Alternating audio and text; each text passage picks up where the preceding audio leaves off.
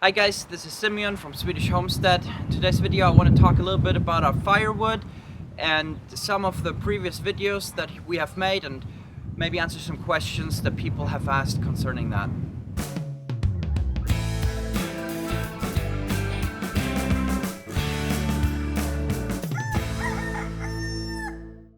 So just a few days ago we had a video out about the 8x8 Alstor mini forwarder, and you know, of course most people like the machine, but we agree, that it is a very expensive machine, and unless you really have a market and a niche for commercial use, it is not the typical machine for just for the homestead and just for your firewood. Even though, as you can see here in the background, we make a lot of firewood for the 3 different households here on the farm. That's pretty much our only source of heating. That's not why we test drove it either.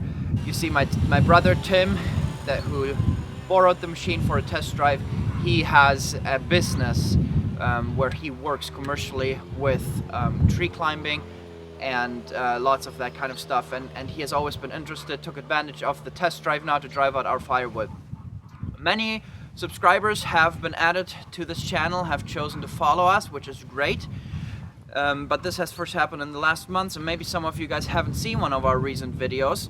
So some people said you can have an ADV and a trailer. We have a combo like that. It's not a hydraulic trailer, which you can also buy, but I'll link the video right here for you guys to check out that duo that we have. We used to have a bigger tractor, a Valmet 805 with a logging trailer, hydraulic. Actually, I believe that in the background story to the Swedish Homestead, one of our earliest videos that we made on this channel in October, I link it right here for you guys as well.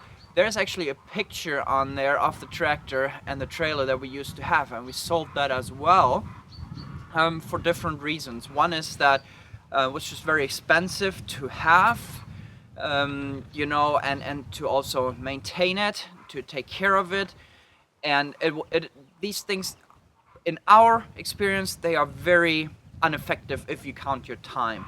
So when our ground is solidly frozen in the winter time, we usually get a bigger forwarder who just drives the wood out in a couple of hours, and what would take us probably a whole day or 2 days. And with our ATV we can do lots of smaller things like that, but our tractor that we have now is a much smaller tractor, and it uses the same amount of fuel in an hour, in a whole day, than the old tractor used in an hour, for example. And we can go in areas where less damage is caused. Another thing that came up was the damage that this mini forwarder did to the ground, and I purposely filmed the wet areas where it was driving to show that. But people who know much about forest machines and all of that, they know that there was a minimum damage. We have an extremely mild winter, no frozen ground, and those were some of the wettest spots on our property, and that machine, even fully loaded, did minimum damage to our forest. Big machines would have completely torn up everything, and that place that you saw in the video is muddy all the time. So that was pretty awesome there. The mini forwarder was just here for not even 48 hours, and Tim and I, we wanted to do a more technical review of the machine, just look at it, the capacity, turning radius, all of that stuff, but we just didn't have the time, guys. I'm sorry. I know many of you guys would have really liked that. My brother had a time pressure to get the wood out, test drive it, check it out, clean it, drive it back to the company where we rented it from, and all of that. And we weren't able to do that, but I'm sure there are lots of good videos out there. Even some of you guys commented and shared some different manufacturers, one from Finland, and that's all great stuff. So I'm sorry that we couldn't provide another video like that. The machine is gone already. We had a lot of good times with it, but unfortunately.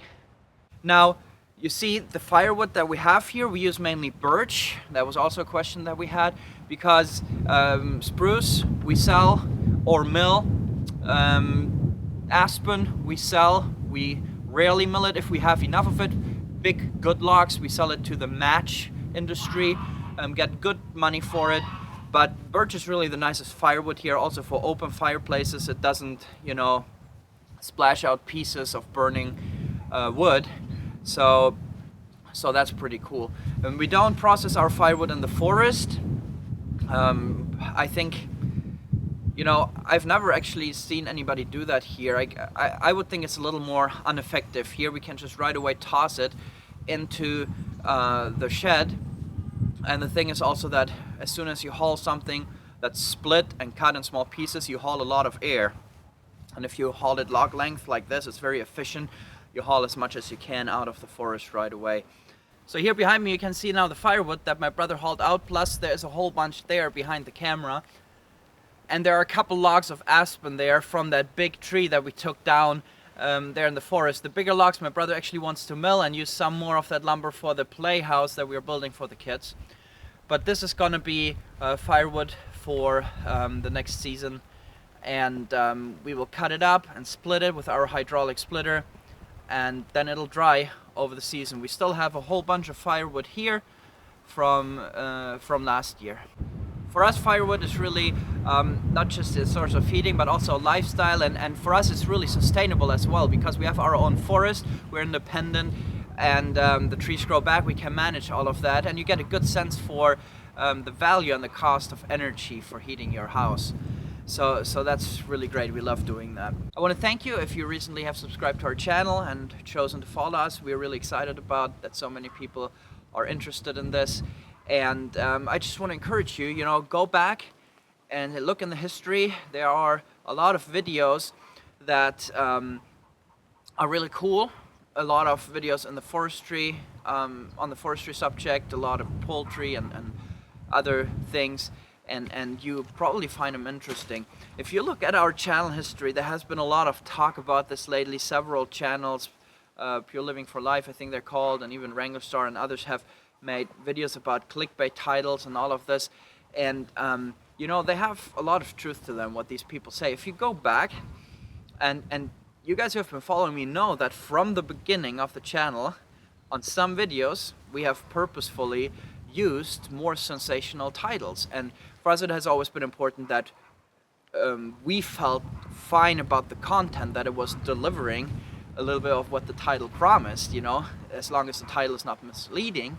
That it, and those titles were actually what grew the channel a lot. So if you look at that, you can see how, you know, the videos Amazing Chainsaw Hack or Awesome Chainsaw Trick, those are the ones that YouTube promotes and that get views. I believe that lots of my other videos are better and greater, nicer content, but you know, it's the titles. But I just want to encourage you, go back, even though there are not such sensational titles. If you're new to the channel, go back and check out those videos.